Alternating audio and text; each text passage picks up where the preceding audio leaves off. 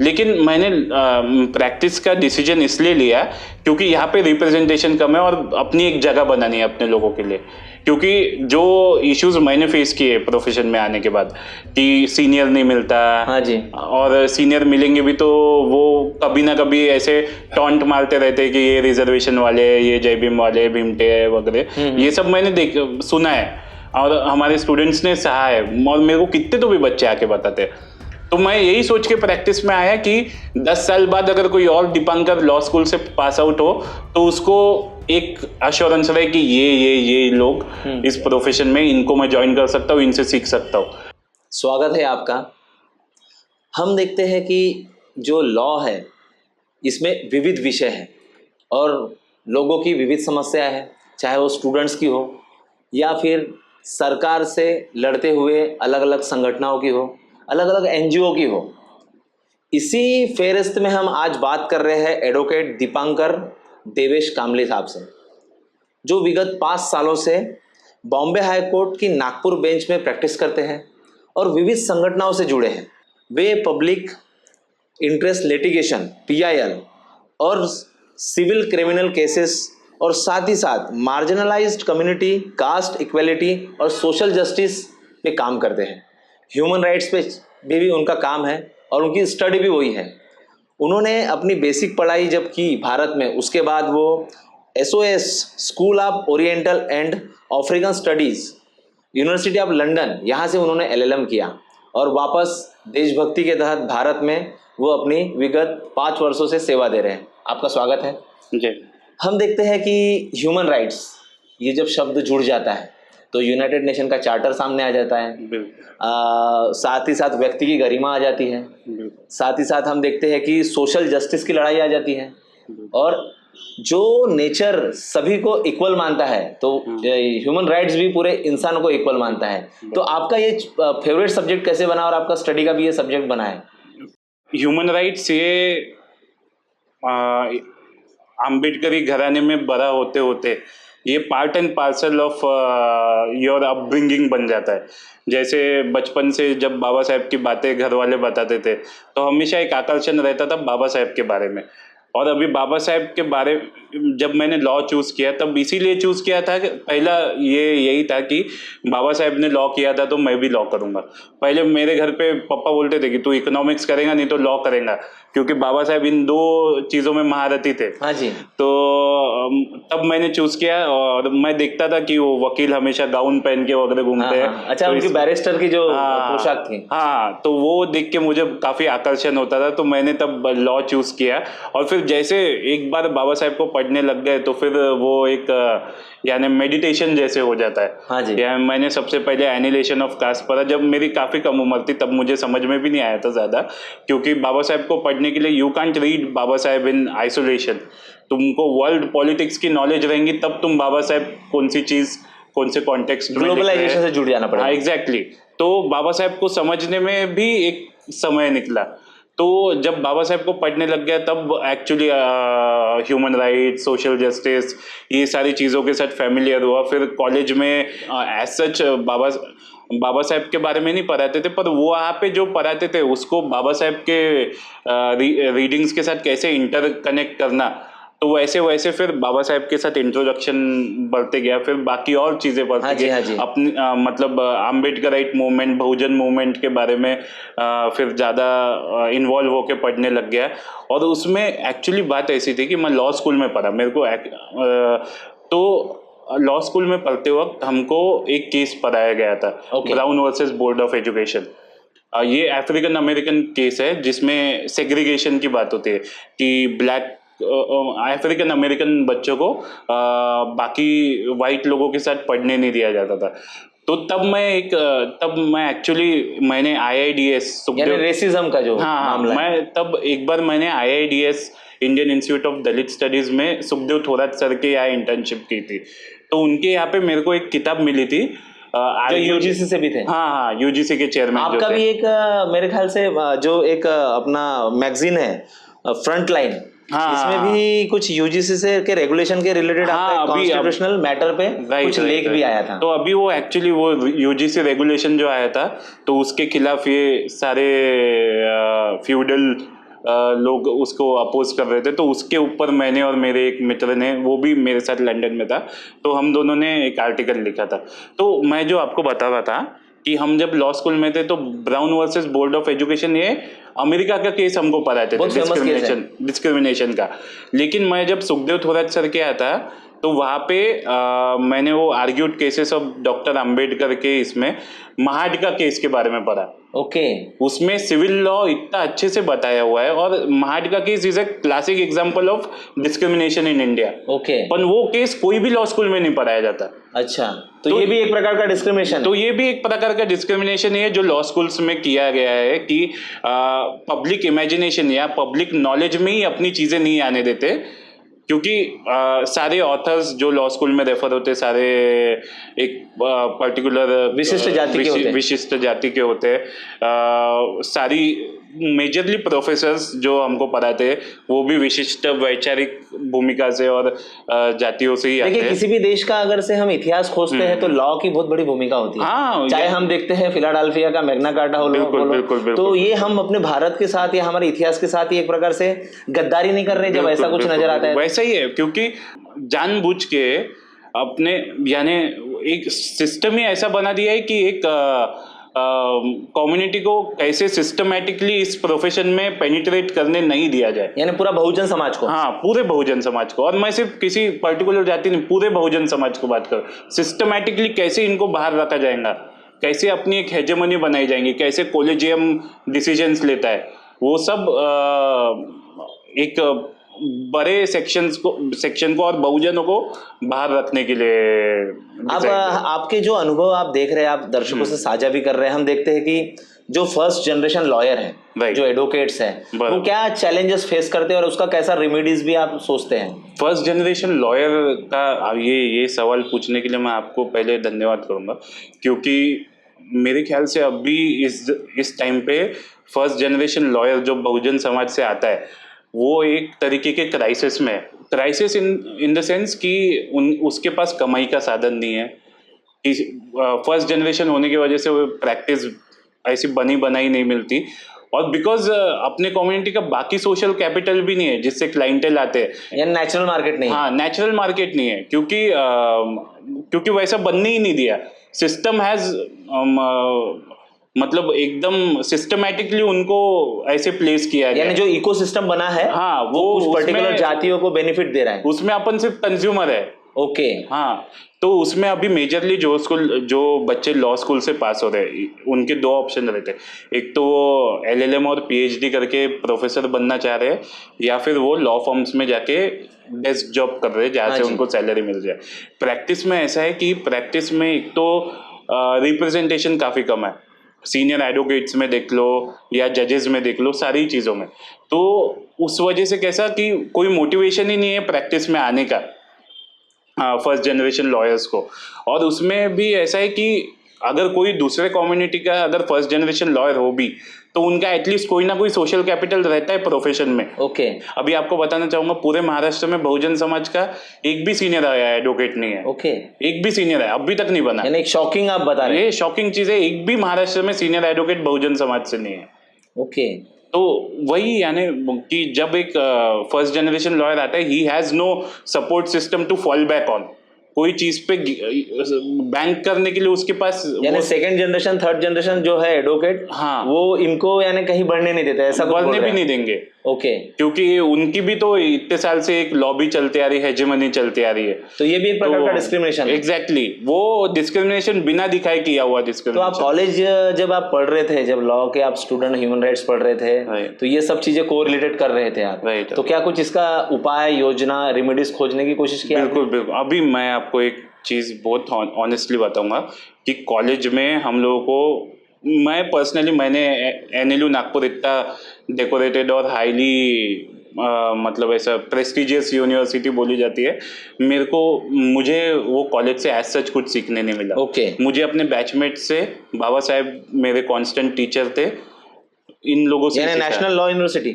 हाँ, national law university खुद ही सीखा। मेरे को वहां पे जाके बस एक चीज पता चली कि कंपटीशन क्या रहता है। क्योंकि नेशनल लॉ यूनिवर्सिटी में ऑलमोस्ट हर एक स्टेट से बच्चे आते हैं, तो यू इंटरेक्ट विद देम, आपको पता चलता है उनका क्या थॉट प्रोसेस है, उनकी इमेजिनेशन ऑफ इंडिया क्या है और अपन कहाँ स्टैंड करते हैं उनके इमेजिनेशन में, राइट।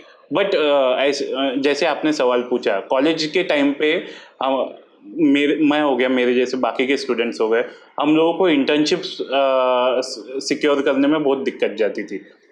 तो मेरी काफ़ी बाकी लोगों से भी बातचीत होती थी फेसबुक के मार्फत या मूवमेंट में, अपन कभी ना कभी यानी सोशल मूवमेंट में जब मुलाकातें वगैरह होती है तो मैं सबके साथ टच में रहता था। तो हम कुछ लोगों ने मिलके एक pan India Ambedkarite law students forum बोल के एक ग्रुप स्टार्ट किया अपने था। बिगनिंग में ही, अपने 3rd ईयर में था मैं। हम देखते हैं कि बहुत सारे जो बड़े बड़े नामचीन एडवोकेट है या वकील है जो अभी सेट हो चुके हैं अपने प्रैक्टिसिंग में, पर वो सोचते नहीं, लेकिन स्टूडेंट लाइफ में वो उनके दौर के में भी यही चीजें होती है, पर आपने अपने इनिशियल स्टेज में ही पे बैक टू सोसाइटी के तहत ये कारनामा कर दिया। नहीं, उसका दिक्कत ये भी है कि जब वो लोग हमसे पहले की जनरेशन जो थी वो जब चीजें कर रही थी तब उनके स्ट्रगल ब्रेड एंड बटर के थे। ओके। अभी थोड़ा सा समझो हमारे मम्मी पापा ने रिजर्वेशन का फायदा लिया, पढ़े लिखे, तो हमारे पास थोड़ा सा एक वो बैकअप विंडो आई है कि कुछ सोच के कुछ कर पाए। तो उस सेंस में फिर हमने pan India Ambedkarite law students forum start किया। इसमें हम एक दूसरे को कोई भी अपॉर्चुनिटी पता चली तो हम एक दूसरे को हेल्प करते हैं, हम एक दूसरे को बताते हैं कैसे ग्रूम करना है, कैसे प्रिपेयर करना है। तो यही चीज़ें जो एक सिस्टम क्रिएट करना होता है, ये सिस्टम हमने क्रिएट किया। और ये pan India law students forum, मेरा एक कैरावान वालों ने इंटरव्यू लिया था, तो उसमें भी उन लोगों ने एक्नॉलेज किया था ये ग्रुप को। आप पीएचडी की बात कर रहे थे और जो पीआईएल है, हाँ, उसमें भी आप विगत 5 सालों से आप कंटिन्यू प्रैक्टिसिंग आपकी चालू है। हम देखते हैं कि जो MNLU है, महाराष्ट्र नेशनल लॉ यूनिवर्सिटी, इन्होंने भी एक पीएचडी का प्रोग्राम चलाया। हाँ, तो वो भी शायद आपका कुछ चल रहा है उसमें, क्या साझा कर पाएंगे? जो 3 स्टेजेस में था। तो जो हम देखते हैं कि जो नागपुर के पीएचडी एडमिशन नोटिफिकेशन में AIET जो है, जो प्रपोजल हुए और इंटरव्यू 3 चरणों में लेने का जो एक GR निकला था, तो इसमें से कौन से चरण में आपको लग रहा है कि क्या दिक्कत है? नहीं, एक्चुअली अभी तो मैं पूरा एक बार एक्सप्लेन कर देता हूँ आपको शॉर्ट में, इन अ नटशेल। तो उसमें क्या हुआ कि NLU नागपुर तीनों कोर्सेज चलाता है, अंडर ग्रेजुएट, पोस्ट ग्रेजुएट और PhD के लिए। तो अंडर ग्रेजुएट और पोस्ट ग्रेजुएट के लिए क्लैट होती है, CLAT, तो वो नेशनल लेवल पे होती है। उसकी भी फीस का काफी IIT पेपरों में आता है, बहुत ज्यादा फीस है। और मैं तो ये कहना चाहता हूँ कि इंजीनियरिंग कॉलेज में तुमको इंस्ट्रूमेंट्स लगते हैं, लेबोरेटरी लगती है, ये मेडिकल कॉलेज में तुमको हॉस्पिटल लगता है, लॉ कॉलेज में तुमको लगता ही क्या है, एक लाइब्रेरी लगती है, उसके लिए इतनी फीस, बच्चों से लाइब्रेरी बनानी है, उसके लिए ऐसी अनरीजनेबल फीस। यानी ये भी एक तरीका है गेट कीप करने का। ये इंटरनेशनल लैंग्वेज में नई तरीके से एक डिस्क्रिमिनेशन, एग्जैक्टली गेट कीपिंग बोलते हैं ना, जो कि गेट कीपिंग करके किसको अंदर आना है हम बताएंगे, वो वाला तरीका है। ये गेट कीपिंग बहुत बड़ी प्रॉब्लम बन गई है। डिक्टेटरशिप है ये, डिक्टेटर मतलब कौन अंदर आएगा ये डिसाइड कर रहे हैं, डिक्टेट हो रहा। वही।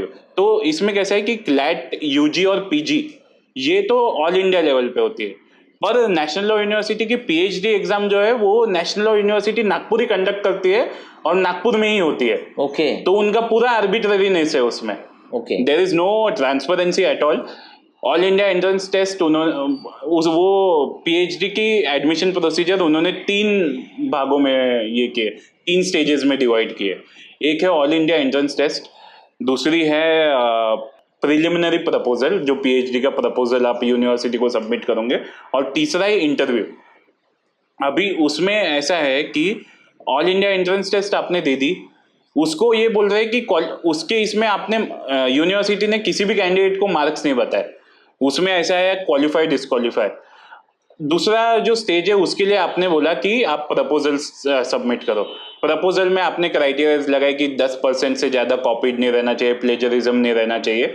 बच्चों ने वैसे सबमिट किए, स्टूडेंट्स ने वैसे सबमिट किए क्या रिसर्च आपने भी अप्लाई किया था? मैंने भी अप्लाई किया था, पर हाँ मैंने भी अप्लाई किया था। मैंने all India entrance test clear कर दी थी, बट उसके बाद मेरा कम्युनिकेशन खत्म हो गया था यूनिवर्सिटी के साथ। मैंने प्रपोजल सेंड Okay. किया था उनसे, फिर ना एक्सेप्टेंस आया ना रिजेक्शन आया।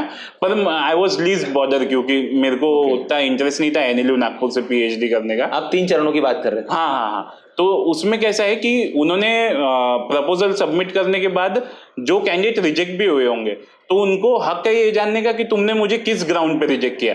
मेरा प्लेजरिज्म ज्यादा था इसलिए रिजेक्ट किया, मेरा रिसर्च प्रपोजल खराब है इसलिए ज्यादा रिजेक्ट किया, हाँ जी। या मेरा टॉपिक रिजर्वेशन पे इसलिए रिजेक्ट किया, हाँ जी। किस बात पे रिजेक्ट किया, ये बताने का ये जानने का हक हर एक कैंडिडेट को है। यूनिवर्सिटी ने वो नहीं बताई, कोई ट्रांसपेरेंसी नहीं रखी। उसके बाद यूनिवर्सिटी ने डायरेक्टली इंटरव्यू के लिए कैंडिडेट्स को ईमेल किया। कैंडिडेट्स के इंटरव्यू हुए और इंटरव्यू में भी उन्होंने बहुजन समाज के मेजरली बच्चों को काट दिया उनके नाम उसमें से। तो उसमें बात ऐसी हुई कि एक दीपक खराद बोल के नोमैडिक ट्राइब सी का एक स्टूडेंट था, वो मुझे अप्रोच हुआ कि सर ऐसा ऐसा हुआ है। तो we decided to file a writ petition. Yes. तो रिट पिटिशन में ऐसा, मैंने जब फाइल पढ़ी उसकी तो मैं एकदम ये हो गया, दंग रह गया कि ऐसा ब्लेटेंट डिस्क्रिमिनेशन कैसे हो सकता है। Okay. Blatant discrimination in the sense कि जब 12 ही सीट्स आपने रिजर्वेशन मैट्रिक्स में बताई है, तो रिजर्वेशन मैट्रिक्स की कॉपी वगैरह सब है आपके? हाँ मेरे पास ये पूरी फाइल ही रखी हुई है। ओके। तो रिजर्वेशन मैट्रिक्स में जब 12 सीटें आपने मुझे आपने पब्लिसाइज की है कि 12 seats will be for general category students. Okay. और यहाँ पे फाइनल लिस्ट में there are almost 18 to 19 general category students. तो इसका, और फिर जब केस चल रही थी तो केस के वक्त यूनिवर्सिटी का एडवोकेट बोलता है कि we have not converted the seats, फिर अगर 12 से आगे आपने सीट लिया, अगर आपकी सीट्स वैकेंट भी होंगी, हाँ जी, तो अगर वैकेंट भी होंगी तो कोई ना कोई सीट तो कन्वर्ट करनी पड़ेगी। ठीक है, आपने एससी की नहीं की, ओबीसी की तो की होंगी, या फिर एसटी की होंगी, किसी ना किसी की कन्वर्ट की, तभी तो जनरल के बाकी। पर जो national commission of schedule caste है, जी, तो उन्होंने संज्ञान नहीं लिया इसका? उन्होंने कॉग्निजेंस लिया है, उन्होंने इशू नोटिस भी किया था यूनिवर्सिटी को। बट मुझे जितना पता चल रहा है, मैं गलत रह सकता हूँ ये बात पे, कि university is not responding to the National Commission for Scheduled Caste. Okay. ये इनकी यानी इतना ज्यादा इनकी ये हो गई है अभी कि एक commission body is sending a notice to you and you are not responding to a मतलब ऑर्गेनाइजेशन। तो इतनी यानी हिम्मत बढ़े। और ये पीएचडी वाला जो था, इसमें ट्रांसपेरेंसी इन द सेंस इतना भी नहीं बताया था यूनिवर्सिटी ने कि ऑल इंडिया एंट्रेंस टेस्ट पे कितना वेटेज है, प्रिलिमिनरी प्रपोजल पे कितना वेटेज है, इंटरव्यू पे कितना वेटेज है। ये क्लियर कट, ये डिजाइन ही इस तरीके से हुआ है कि वो अपनी मर्जी के स्टूडेंट्स को एडमिशन दे पाए पीएचडी में, क्योंकि ट्रांसपेरेंसी कुछ भी नहीं रखी है। और ये पहली बार नहीं है कि national law university Nagpur, Maharashtra national law university Nagpur ने ऐसा जाति भेद पहली बार किया है। इसके पहले फैकल्टी रिक्रूटमेंट में भी उन्होंने ऐसा ही किया है। अभी फैकल्टीज के अपने एक लिमिटेशंस होते हैं, वो फाइट नहीं कर सकते क्योंकि उनकी नौकरी स्टेक पे होती है। देखिए, जैसा उम्मीदवार के रिसर्च प्रपोजल को सामूहिक रूप से खारिज करने के पीछे विश्वविद्यालयों का क्या तर्कसंगतता है, क्या लॉजिक दे रहे हो? वो बाद में लॉजिक ये देखते हैं कि वो जैसा वो बोलते हैं ना, नॉट फाउंड सुटेबल।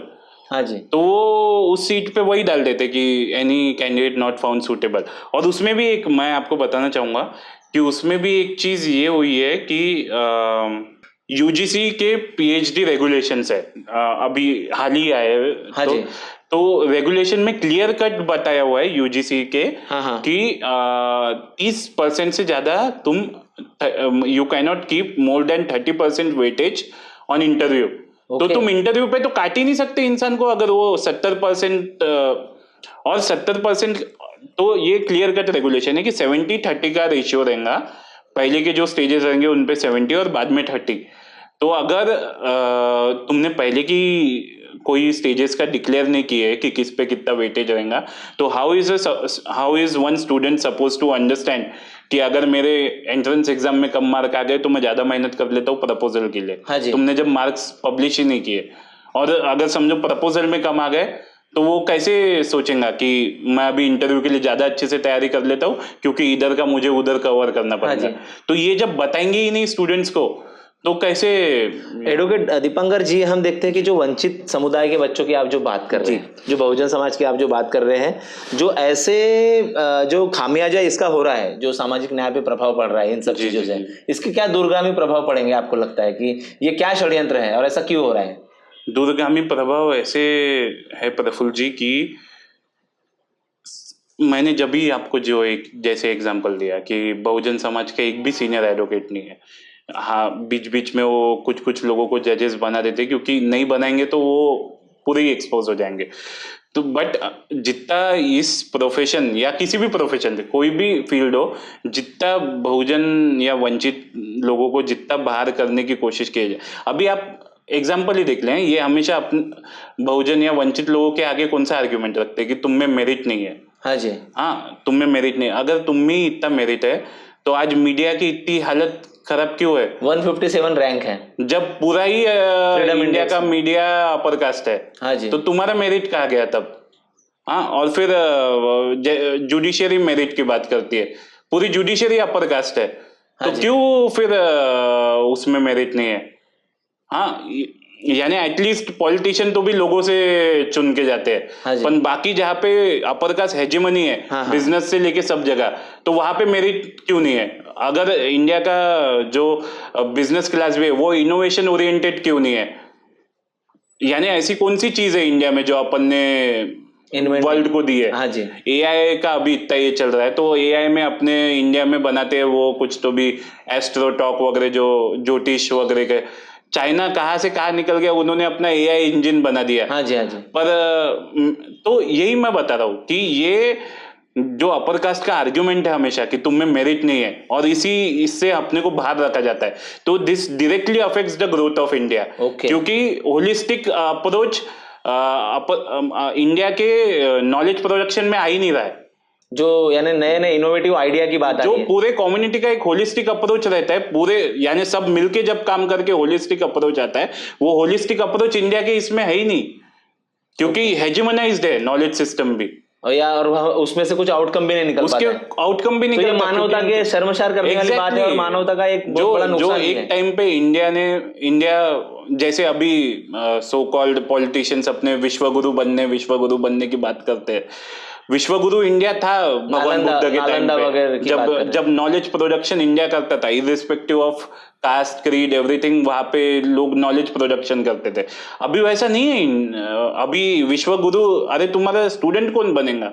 यानी जो कास्ट सिस्टम है वो जीवन का एक यानी जीवन जीने का तरीका भी बना लिया है बहुत सारे लोगों ने। एग्जैक्टली, और इसके बेनिफिशियरी, और ये इंडिया की यानी ये जो ग्रोथ को फ्रैक्चर कर रहा है, जो बेनिफिशियरी है ये कास्ट सिस्टम के, वो लोग इसको जीवन जीने का तरीका बना लिया है। ऐसा आपको लगता है? Yes yes exactly, and they are doing national damage कर रहे हैं ये करके, भारत का नेशनल डैमेज कर रहे हैं अपने लोगों को बाहर, मतलब बहुजनों को बाहर रख के। क्या लगता है कि जवाबदेही सुनिश्चित करने के लिए क्या यूनिवर्सिटी के ऐसे जो कदम आते हैं, विश्वविद्यालयों के ऐसे जब कदम आते हैं, तो क्या पारदर्शिता रहना चाहिए, क्या रेमेडीज होना चाहिए? क्योंकि आप एक एडवोकेट हैं और एडवोकेट हमेशा उपाय और सुझाव की बात करता है।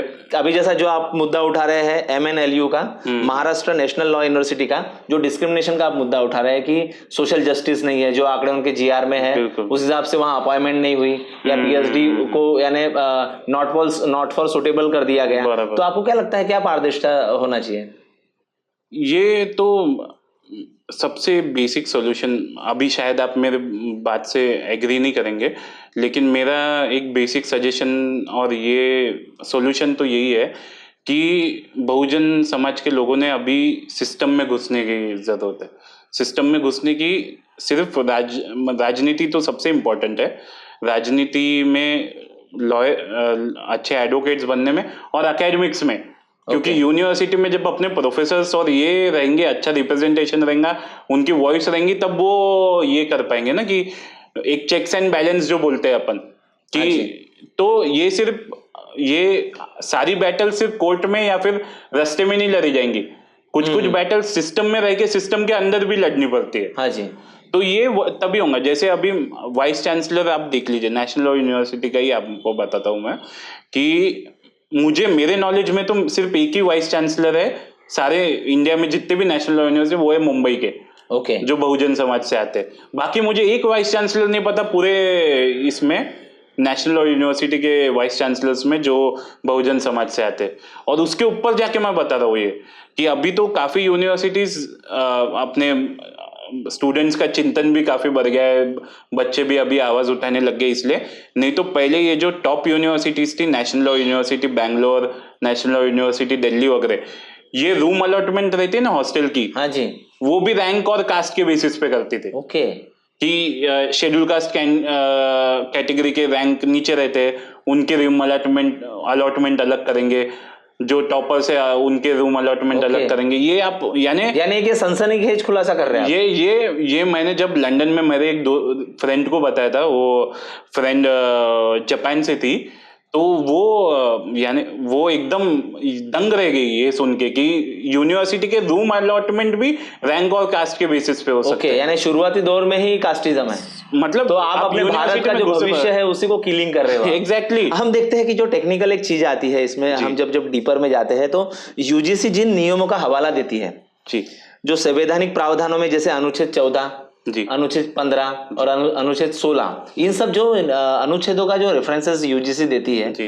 तो वो अपने आप को लीगलाइज करती है। राइट। पर आप जो बात कर रहे हैं ये कहीं ना कहीं डिस्क्रिमिनेशन होता है, तो इसका कैसा, क्या संस्थागत करप्शन है ये? नहीं, इंस्टीट्यूशनल करप्शन है ये? राइट, इंस्टीट्यूशनल करप्शन नहीं है, ये माइंड करप्टेड है लोगों के। ओके, मतलब ये इंटेलेक्चुअल फ्रॉड है, इंटेलेक्चुअल डिसऑनेस्टी है। जैसे बाबा साहब कहते हैं ना कि the population of India is intellectually dishonest. Yes, तो इंटेलेक्चुअल डिसऑनेस्टी है ये सारी चीजें। और यूजीसी फिर भी, यानी यूजीसी में भी एक कल्चर रहा है, सुखदेव थोराट सर वगैरह थे, तो उन्होंने काफी डेमोक्रेटाइज करने, मतलब उन्होंने अपने प्रति जितना भी हो सकता था उन्होंने डेमोक्रेटाइज और रिप्रेजेंटेशन लाए। अभी मैं बताऊं, सुखदेव थोराट के टाइम, सर के टाइम पे जो रीजन का रिप्रेजेंटेशन नहीं था यूजीसी में, वो जा के लेके आए। जैसे नॉर्थ ईस्ट का रिप्रेजेंटेशन नहीं था, तो वो नॉर्थ ईस्ट से लोगों को लेके आए थे कि यूजीसी में रिप्रेजेंटेशन रहे वगैरह।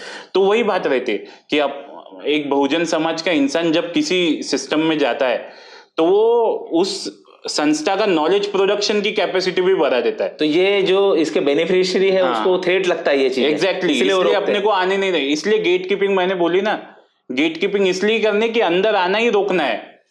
क्या सॉल्यूशन आखिरी का हम चर्चा के अंतिम पड़ाव पर है? जी, जो ये अगर से आपको लगता है थ्रेट है, ये लगता है आपको अगर से सिचुएशन डेंजर है, आपको अगर से ये लगता है कि कहीं ना कहीं डिस्क्रिमिनेशन काफी हावी हो रहा है, ह्यूमन राइट्स यानी हर मानवता की बात करता है, पर यहाँ पर हम देखते हैं कि इसके बेनिफिशियरी भी बने हैं। और एक जो बोलते हैं कि चेहरे के अंदर चेहरे छुपे हैं, अगर से शायराना अंदाज में इसको समझा जाए तो क्या लगता है कि जो आप लंदन से पढ़ के आए, जी, आपने पूरी दुनिया का हिस्ट्री भी पढ़ा होगा उस वक्त, तो क्या लगता है एज अ एक एडवोकेट कैसे डील करना चाहिए आने वाली नस्लों ने और आने वाली जनरेशन ने और फर्स्ट जनरेशन लॉयर्स ने?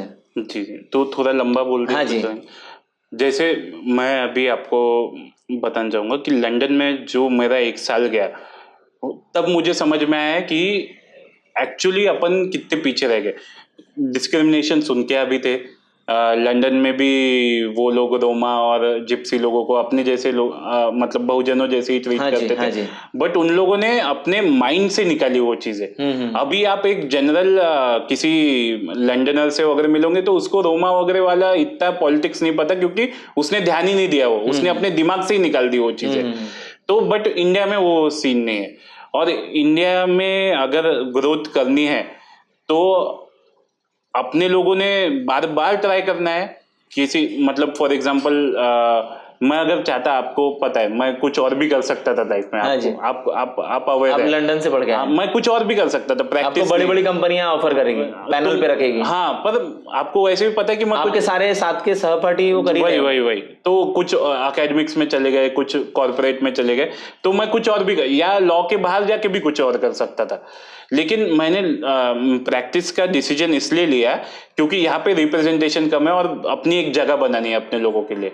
क्योंकि जो इश्यूज मैंने फेस किए प्रोफेशन में आने के बाद कि सीनियर नहीं मिलता, हाँ जी, और सीनियर मिलेंगे भी तो वो कभी ना कभी ऐसे टॉन्ट मारते रहते हैं कि ये रिजर्वेशन वाले, ये जय भीम वाले, भीमटे वगैरह, ये सब मैंने सुना है और हमारे स्टूडेंट्स ने सहा है, और मेरे को कितने तो भी बच्चे आके बताते हैं।